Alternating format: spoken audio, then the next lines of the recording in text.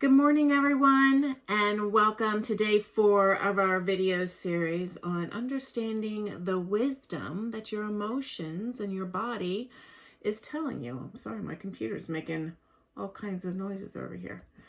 Okay, so today's video is going to be on our immune system, and what a great time for that, because we are in that time of the year that it seems like people tend to get sick easier. And of course, there's multiple reasons for that. There are, and some people don't know this, but I'll just share a little tidbit.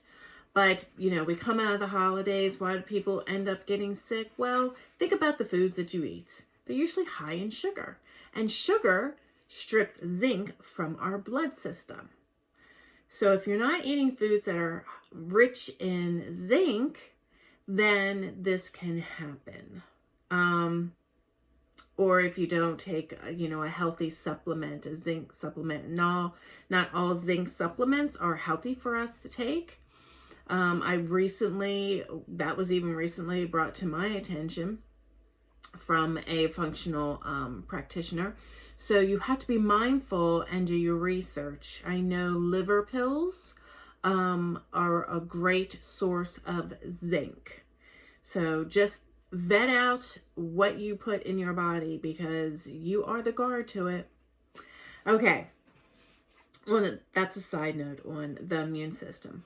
But our immune system also starts in our gut. And if you remember what I said, if you watched yesterday's video, and if you didn't I highly encourage you to go back and watch that. But our emotions really start getting filtered through our gut. We digest. So where does our immune system start? It starts also in our gut. So not only do you have to be mindful of the food you put in your body and what you drink, but also your thoughts and your emotions. Because think about how the immune system works. The immune system works to keep us safe, is to protect us, right? So if you have issues with the immune system, that could be an indication that you are feeling attacked. So energetically, emotionally, look at what's going on in your life. Where are you feeling attacked? Maybe your choices, decisions you make in your life. Maybe you are being verbally attacked. I mean, it could be as literal as that. So just get curious about that. And then think of like the flu season. When someone gets the flu, what is that other than, maybe not supporting the body in a healthy way, physically, mentally, spiritually. But the flu, what does it do? It ends up making us needing to rest.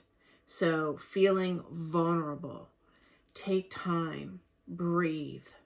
Most people, because of the hustle and bustle in this world we have created for ourselves, we are living in the sympathetic nerve response. The sympathetic nerve response is the fight or flight. Everything is linked. This is the reason why I'm sharing this. What happens when we are in the fight or flight? All the blood goes to our extremities. That's what allows, like our ancestors, when they needed that, to run so they didn't get eaten by a tiger. Well, you run really fast, pumping your arms, all the blood has to go to those extremities. But there's a downfall to it. But the rest of our body is we don't get blood to the frontal part of our brain, so we lose critical thinking, and we don't get it to our stomach where our immune system starts, so we're not digesting our food properly. So see how it's all interlinked? I hope that was sort of like a aha, because the more we can see that, then we can make those better choices for ourselves. What we need to do on a conscious level, that goes back to the mindfulness, is put ourselves in the parasympathetic nerve response. You cannot be in both, it's one or the other. And how do we get to the parasympathetic nerve response? Relaxation, deep breathing, rest, being mindful and paying attention. Is your body tense up? Because if your body is tensed up, you're pretty much in the sympathetic nerve response. But when you can just relax and literally feel all the muscles in your face, in your neck, in your shoulders and arms, and just everywhere. Just relax, like breathe and just relax and melt. So the flu is saying, we're going to knock you down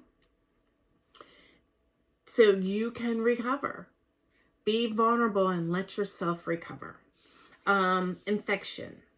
Infections usually show up because of anger.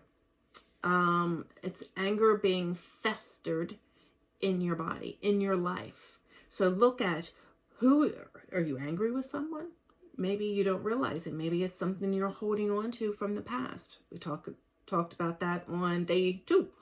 And the left and right side of the body. And then autoimmune disorders. Now, when people started developing autoimmune disorders, of course, our world is all about labeling. Let's just label everyone. Let's because we don't know what it is, so we're just going to give it a name. And then we'll just create some drug for you to take, but 9 out of 10 times, that condition doesn't go away. Ask yourself, why? If all this medicine is so good for us, why aren't these diseases or conditions being eradicated? I don't know. Good question. But autoimmune disorder is, believe it or not, it's an inward thing. Self-hatred. Need to love yourself.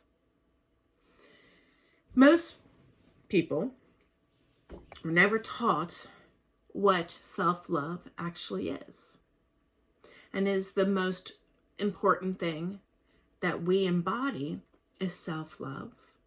And that is, how do we think of ourselves?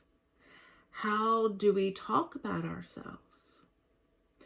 When you look in the mirror, can you literally look in the mirror in your eyes and say, I love you, without turning away?